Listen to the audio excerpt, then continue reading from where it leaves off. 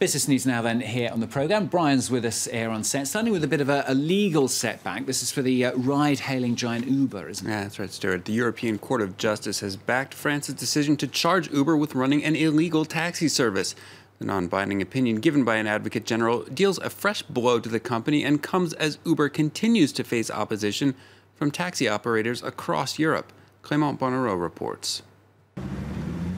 A new setback for Uber after the European Court of Justice advised that France was entitled to charge local Uber managers with running an illegal taxi service.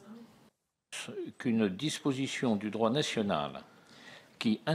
law prohibits a system which puts customers in touch with people who carry passengers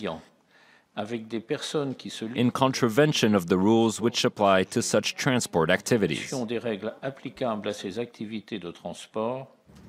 The non-binding opinion concerns Uber's unlicensed chauffeur service, Uber Pop, which allowed passengers to connect with non-professional drivers.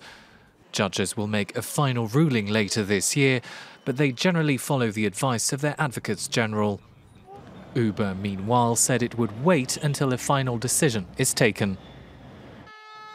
The ride-hailing app firm has been met with angry protests by taxi drivers worldwide and has been in the crosshairs of European regulators from the beginning. It faced legal action over Uberpop in France and discontinued the service in 2015. Now it only operates services with licensed drivers in the country. The legal battle comes as the US tech giant faces increasing pressure from investors and customers alike. Its CEO Travis Kalanick stepped down last month after a series of high-profile blunders and scandals, including probes into sexual harassment and a culture of sexism at the firm. Let's turn to China now on the programme. Just launched a pair of new investment funds with Russia. Chinese President Xi Jinping was in Moscow yesterday before heading on to the G20 summit in Germany starting later this week.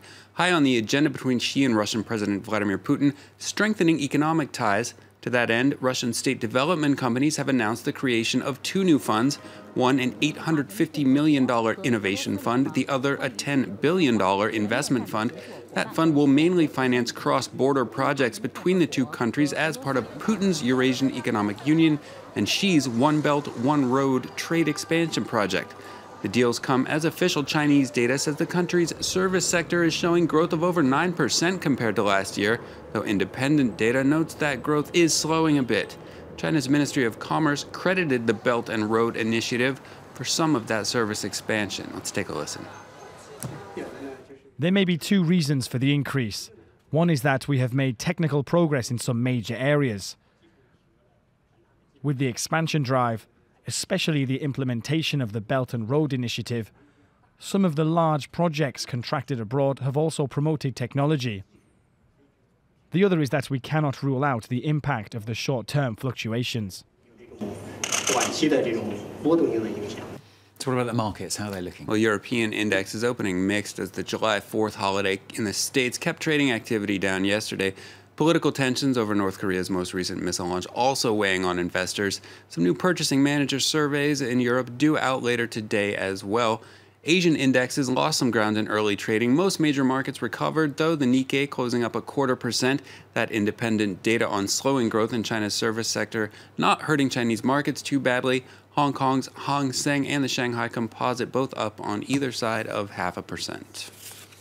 Bit of love on the programme finally from Brian. Cuba's government is investing in love, apparently. Well, of course, when you think of love, you think of romance. Stuart, if you're like me, your first thought turns to hourly motels.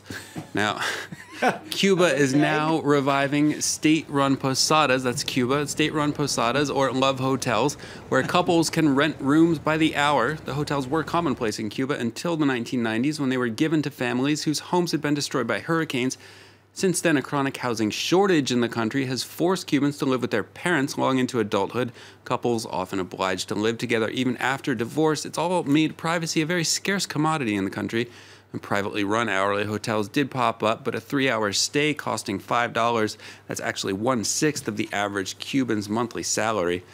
Havana's provincial housing company says it's now restarting the public love hotels as it's in high demand and, quote, very profitable. I'm very impressed that you know the prices as well, Brian. You've been doing a lot of investigating. I've been told. I did research, purely research. Okay, good to have a full researcher on the programme. Thanks a lot, Brian. It's important. Business on France 24.